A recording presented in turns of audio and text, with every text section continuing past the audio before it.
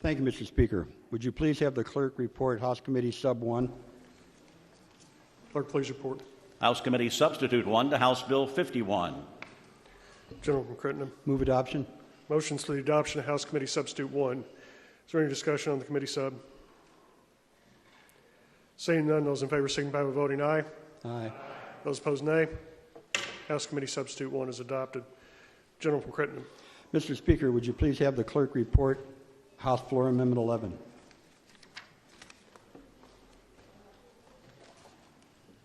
Clerk, please report. House Floor Amendment 11 to House Bill 51.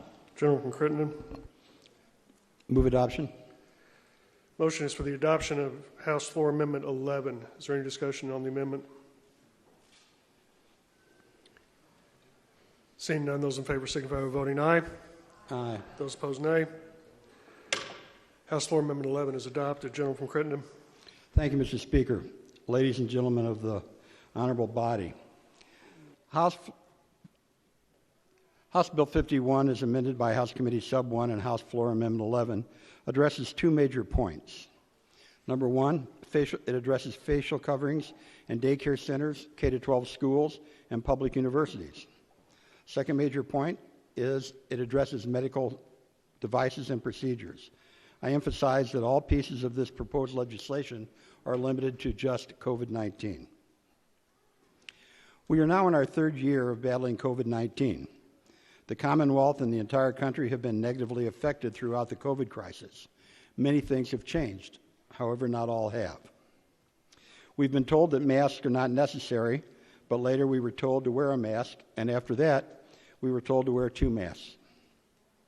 We were told that the country must be locked down with only certain favored businesses allowed to remain open. We were told that we couldn't get closer than 6 feet to anyone in order to flatten the curve.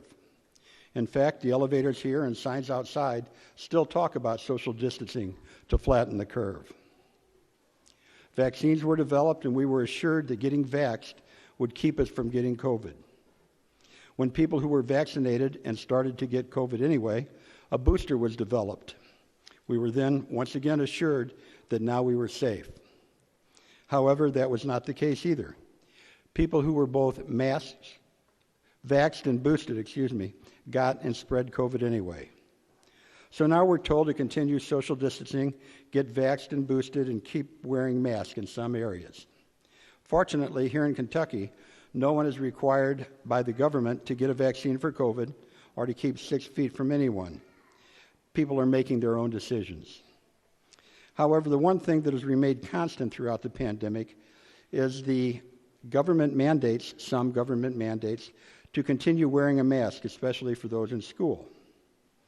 As we look around the country, we see states like Pennsylvania, New Jersey, Delaware, Connecticut, Massachusetts, Illinois, Oregon, and others lifting their mask mandates. The CDC has once again changed policy. Recently, Governor Bechler lifted his mask mandates for most facilities.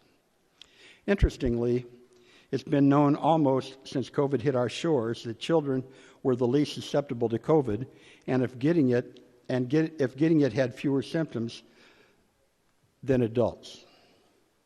If you go to a sporting event, you see very few people wearing masks, and the majority of the fans are adults who are sitting shoulder to shoulder, and there haven't been any reported COVID outbreaks because of that.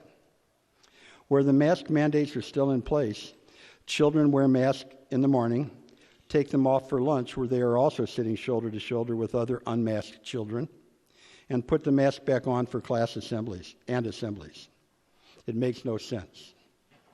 If the younger one does in fact lessen the risk of COVID, why then must our children be forced to wear masks, essentially all day in school?